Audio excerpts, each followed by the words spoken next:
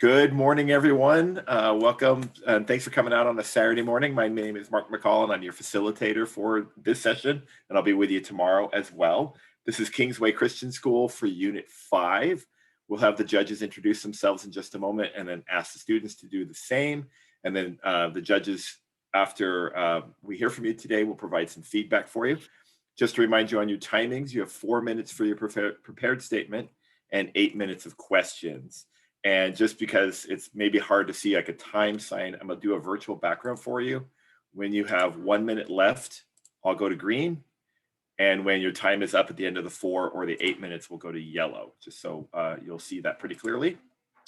And I'm gonna turn it over to our judges now. Thank you, and good morning.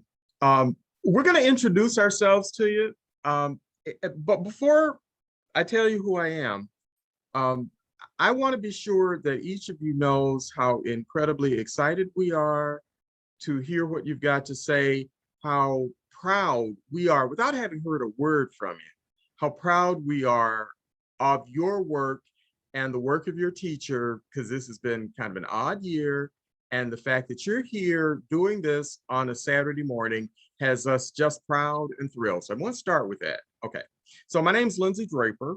I'm retired from the juvenile court bench here in Milwaukee County, Wisconsin. My colleagues are Candida Steele. I'm retired as a judge on the U.S. Civilian Board of Contract Appeals, and I've been in the program for 20 years, and I'm from Maryland. My name is Rebecca Tinder. I'm a retired attorney from Charleston, West Virginia, and the West Virginia We the People coordinator. Could I get you to introduce yourselves and your teacher, please? Hi, my name is Macy. We're Unit 5, and this is our teacher, Mrs. Nolan. I'm Micah Miller. I'm Noah Cooper. I'm Joseph Midla. Well, good. Well, we're looking forward to hearing your answer to what is the first question out of Unit 5. When a choice must be made, it is better to allow those who preach racial hate, rather than to be panicked into embarking on the dangerous course or permitting the government to decide what its citizens may say and hear. Do you agree or disagree with Judge Bernard Decker's upholding the rights of Nazis to march in Skokie, Illinois? Why? What limits has the United States Supreme Court placed on freedom of expression? What benefit, if any, is there from the presentation of ideas that are designed to alarm, antagonize, and offend members of society? What limits on freedom of expression, if any, should be placed on social media sites? Begin. We agree with Judge Decker because they should be able to march and express what they think as long as it is done in a peaceful way. While we disagree with the Nazis' beliefs, their right to march is protected by the First Amendment. If the government controlled what we see and hear, then we would have limited rights, including no First Amendment rights. If we were to have no First Amendment rights, the government would have all the power and the citizens would be strictly limited. For example, North Korea doesn't give their citizens hardly any rights. As a result of this, all the power goes to the dictator and whatever he says is the law. Even though we strongly disagree with the idea of Nazis to march in Illinois, according to the Constitution, it is okay as long as it is done without hurting anyone's rights. Although the First Amendment of the U.S. Constitution protects the rights of Americans to express themselves, there are limits on this freedom. The Constitution states that the government cannot make any law that restricts free speech or freedom of the press. For example, the government cannot censor what Americans read in newspapers or other forms of media. Also, the government cannot arrest citizens for expressing their ideas and opinions, even if they differ from those of the government. For example, in the Tinker case, John Tinker, Mary Beth Tinker, and Christopher Eckhart were suspended from their schools for wearing black armbands to protest the Vietnam War. In the 1969 Supreme Court case found that freedom of speech must be protected in public schools as long as it doesn't disrupt the learning process. Even though freedom of speech is a very important right, this does not mean that Americans are free to say whatever they want at any time at which they want to say it. There are situations where some types of speech are illegal. Another limit the government puts on freedom of expression is defamation, or hurting another person's reputation. Freedom of speech does not permit someone to make a false statement about another person that could damage his or her reputation. Today, there's uncertainty about what news is right and what news is wrong. This can either hurt reputations or it can wrongly accuse others. For example, the Nick Sandmann case. In this case, Nick Sandman was falsely accused of racism. This video shows Sandman and Phillips standing close to each other in a crowd. Sandman stares at Phillips as Phillips plays a drum. The situation unfolded after the March for Life on January 18th, which Sandman and his classmates from the parochial Park Hills School attended. Phillips was attending the Indigenous Peoples March. The media went insane, thinking that Sandman was being racist even though he was just observing the scene. Another limit that the government places on the people is that you are not free to make false statements that could cause panic or place others in danger. You can't yell fire while you are in a public building if there is no fire. That would cause fright and would disrupt others. We believe that there are a few benefits from the presentation of ideas. One benefit would be to warn others of danger that is occurring. Even though this would cause alarm or distress, it is important to warn others to protect them. For example, if you are in a building and there is danger inside the building, then you should yell and warn others to protect them. If we don't warn others because you think it will cause too much chaos, then very bad things could happen and people could die. In Norfolk, Virginia, 30 people were without a home after their apartment caught on fire. One man was interviewed and said this: "I was in the bathroom and I just heard someone yelling and banging on my door. When I opened the door, he said, 'Get out, it's a fire.' I looked out the door and the whole end of the building was on fire." This man would have died, but because he had no idea there was a fire, but because of the warning, he got to safety and was fine. Even though this event was horrible, in the end, everyone was safe. We collectively believe that one limit that should be placed upon social media sites is the restriction for what posts you can and cannot comment on. Some comments can be offensive and can also have a negative effect on mental health.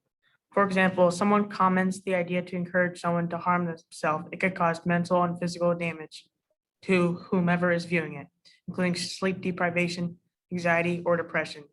New research sheds light on teenagers' use of social media, suggesting the pressure to be online 24 hours a day disrupts their sleep patterns and may lead to mental health problems, such as anxiety and depression.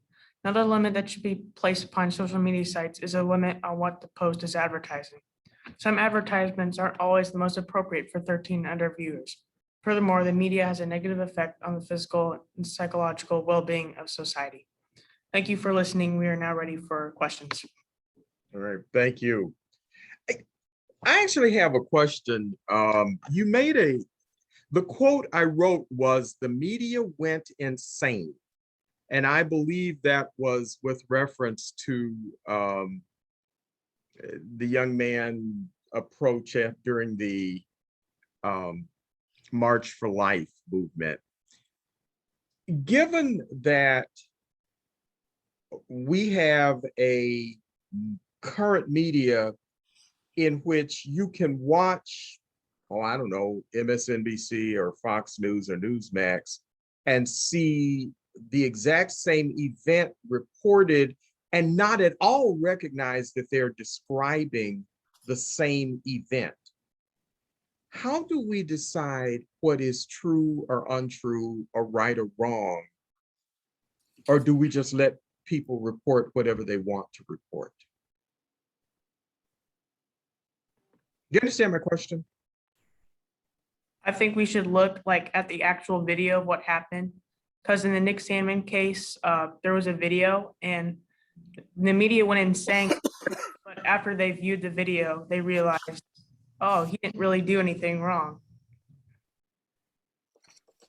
It's important to review our evidence and to see if there are any witnesses to certain cases. And just depending on what the story is, it's important just to view the facts over and look for detail.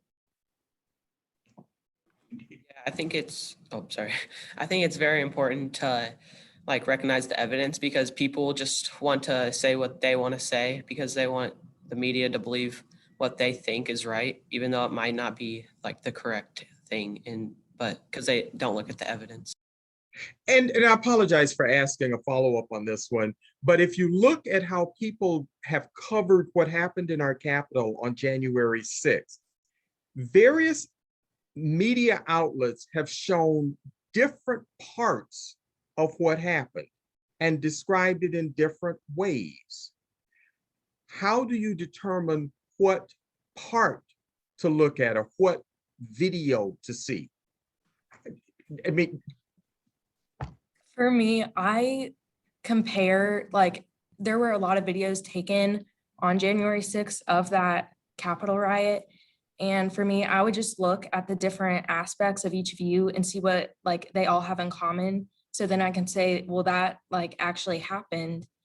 And then like I can piece together like for what I want,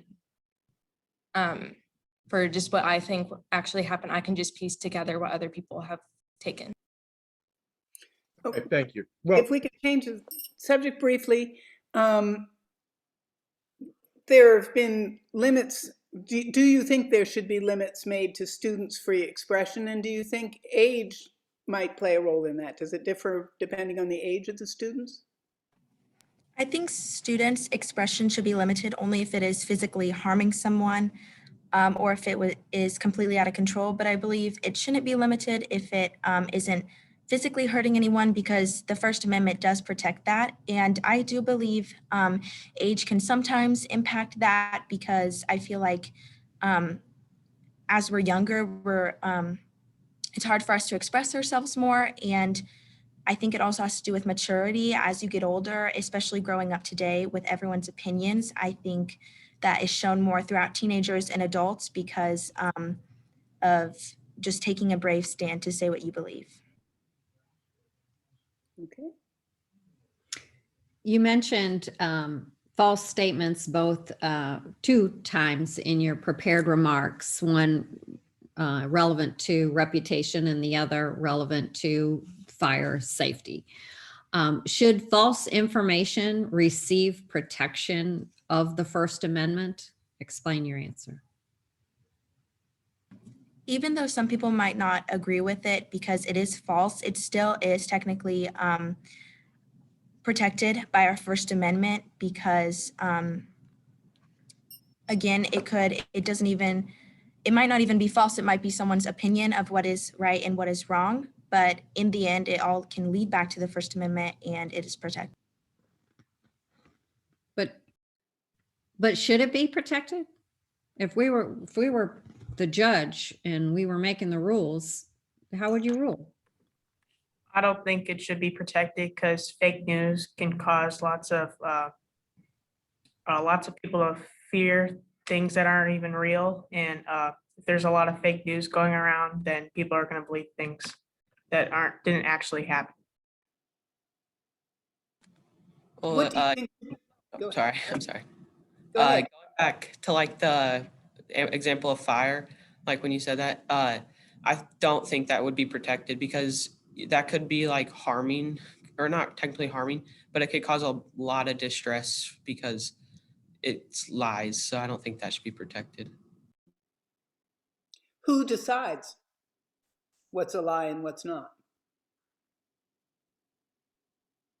Well, I think if it's like, so if it's a fire, if there's not a fire and you yell fire, if there's not a bomb on a plane or something, then I think, and if it's not a bomb, okay. So if there's not a bomb on a plane and you yell bomb, I think that should be like, you should be charged because that's like a lie because you're telling them false information.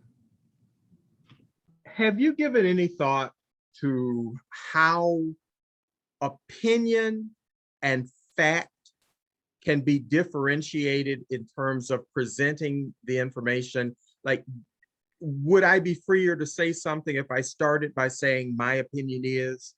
Should that be part of what the rules would be?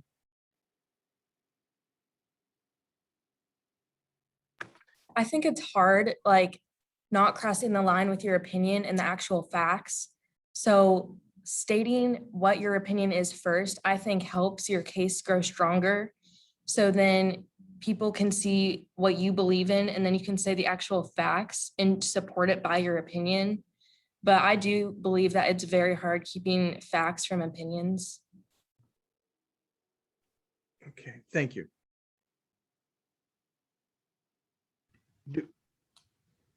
Candidate? I thought that was my question. No. How would you define hate speech?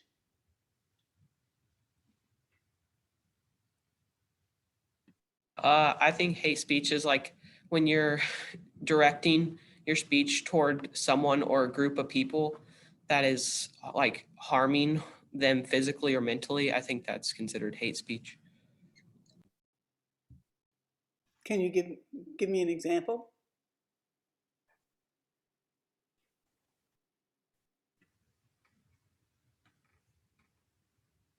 Maybe even out of the Skokie case?